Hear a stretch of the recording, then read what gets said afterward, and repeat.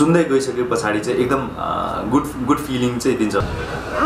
गीत त राम्रो लागेको थियो सुरुमा सुन्दाखेरि 100% एकदम बेस्ट आउँथ्यो यो यतिखेरको बेस्ट सङ छ।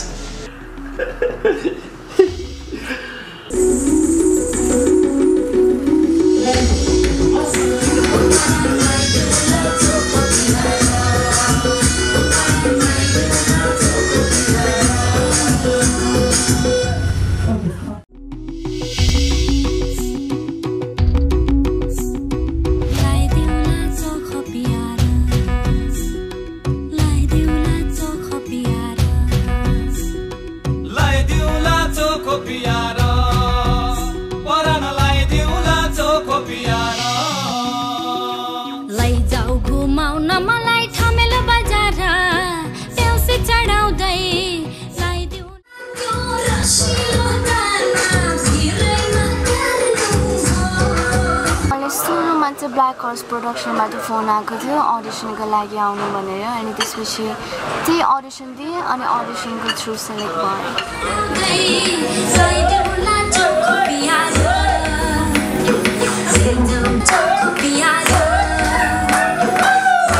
सेलेक्ट गर्न चाहिँ सुरुमा चाहिँ एकछिन अप्ठ्यारो भएको थियो होइन। एक त दयादाईको अपोजिटमा भएको क्यारेक्टर हो अनि सुहाउने हो होइन भनेर पनि अलिअलि कन्फ्युजन चाहिँ भएको थियो। तर अडिसन सबभन्दा फर्स्ट चाहिँ अडिसाको बनाए त्यो डान्स हेरिसके पछाडि उसले एउटा सिम्पल नम्बरमा नाचेको थियो होइन। And it is really beautiful. त्यतिखेर त्यही प्रोसेसबाट नै हो उसलाई सेलेक्ट गरेको चाहिँ।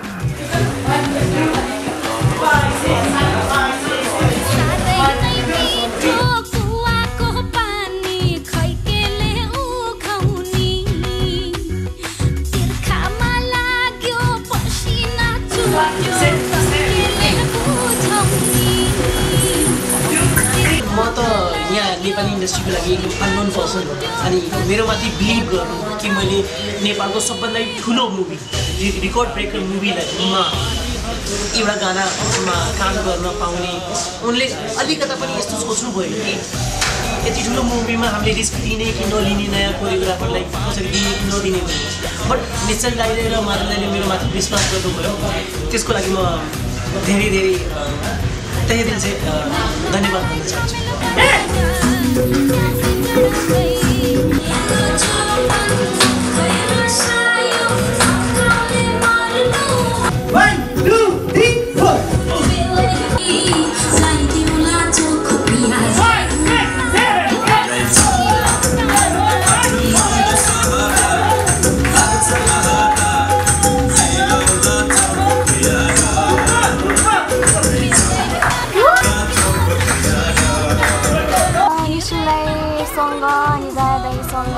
रिहर्सलमा प्र्याक्टिस गर्दाखेरि मलाई उहाँहरू नाचेको हेर्दा एकदमै रमाइलो लागिरहेको थियो किनभने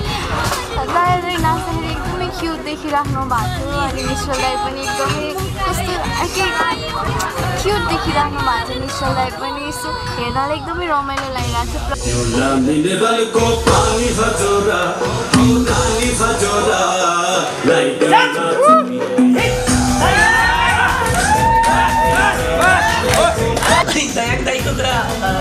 दयाङ दाईको आफ्नै एउटा स्टाइल छ। आफ्नो स्टाइल भन्नाले दयाङले जे गर्नुहुन्छ नि उहाँको बडीमा उनको पारामा एकदम राम्रो देखिन्छ। त्यही भएर त्यो बोतलको मुभमेन्ट अनि बोतल यहाँ पेन्टमा छिराएको मुभमेन्टहरू त्यो दाईको आफ्नै डेली प्रक्रिया जस्तो छ। त्यो दाईले यस्तो कमेडी हुनुहुन्छ, दाईको हँसमुख व्यवहार हुनाले त्यो मुभमेन्टहरू हामीले निकालेर दयाङ दाईसित पनि गर्दाखेरि एकदम कम्फर्टेबल हुनुभयो अनि उहाँले पनि रुचाउनु भयो मुभमेन्टहरू क्या राम्रो छ।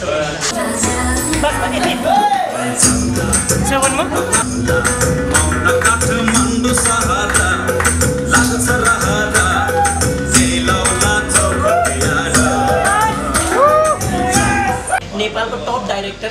र नेपालको टप आर्टिस्टसित काम गर्नु भनेको अलिकता यस्तो थियो कि मेरो फर्स्ट मुभीमा यति ठुलो आर्टिस्टसित काम गर्दाखेरि मैले कसरी गर्ने होला भनेर मेरो मनमा थियो कि किनकि प्रायः जस्तो हुन्छ नि कसैले आफ्नो एउटा ठाउँमा पुगिसक्यो भने टपमा पुगिसकेपछि आफ्नो एउटा एटिट्युड हुन्छ। मैले चाहिँ कि त्यो कसरी मैले गर्छु होला भन्ने मेरो मनमा थियो।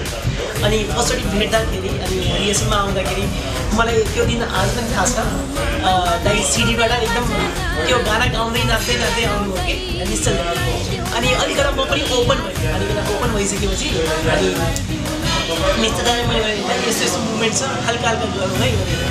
अनि त्यही भएर मलाई नाच्न आउँथ्यो भनेर भन्नुभयो अनि मैले भने दाइ के हो हामी डेली रुटिन जो गर्छौँ हात उठाउने खुट्टा चलाउने हिँड्ने त्यही नै गान्छौँ भने प्र्याक्टिस गरौँ अनि प्र्याक्टिस गर्दाखेरि 2-3 स्टेपमा दाइले बिगार्नु भयो अनि त्यसपछि राम्रोसँग पिकअप गर्नुभयो अनि त्यहाँबाट म पनि एकदम ओपनली भयो एकदम फ्रेन्डली हुनुभयो पनि अनि मेरो जो भित्रको डर थियो त्यो हराइसकेपछि अनि दाइले फेरि सजेस्ट गर्ने लाग्यो दाइ यहाँबाट यस्तो बसेर गर्नु यो उठेर गर्नु यो गर्दा राम्रो होला यस्तो गर्दाखेरि पछि जस बादतिरै काम गरिरहने केटाहरू पनि हुन्छ जो नाचिरहेको हुन्छ होइन तिनीहरूलाई नै कोही एकजनालाई ल्याएर म राख्छु जस अलिसासँग मिल्ने खालको ठिकै नाच्ने खालको मान्छे ल्याएर गराउँछु भनेर मैले कुरा गरेको थिएँ उहाँसँग अनि कुरामा आएर चाहिँ को आउँछ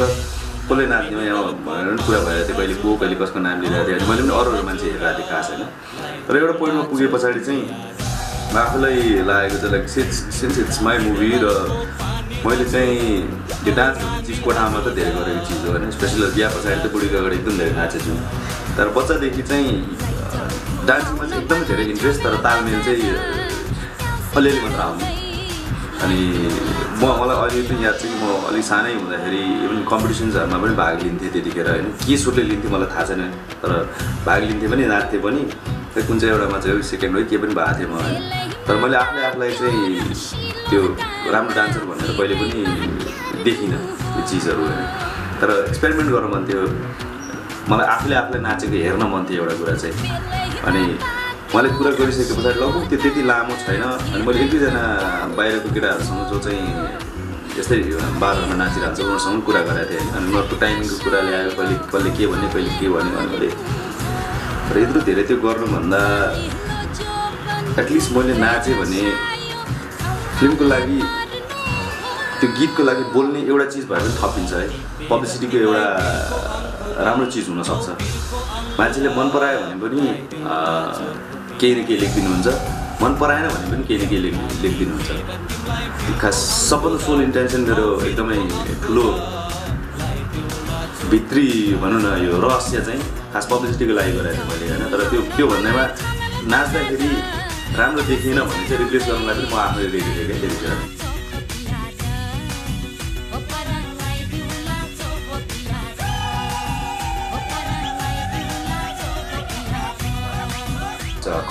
कर्माले पनि त्यो गोसार नै जुत्ता लाउँछ होइन त्यो स्टाइलिस पनि हिसाबमा आएको छ र इट लुक्स कुल पनि देखिँदो रहेछ कि त्यो चिजले त्यही भएर हो खास हामी नेपाली प्रडक्टहरूलाई हामीले नै प्रिफर गरेन भने अरू कसले प्रिफर गर्ने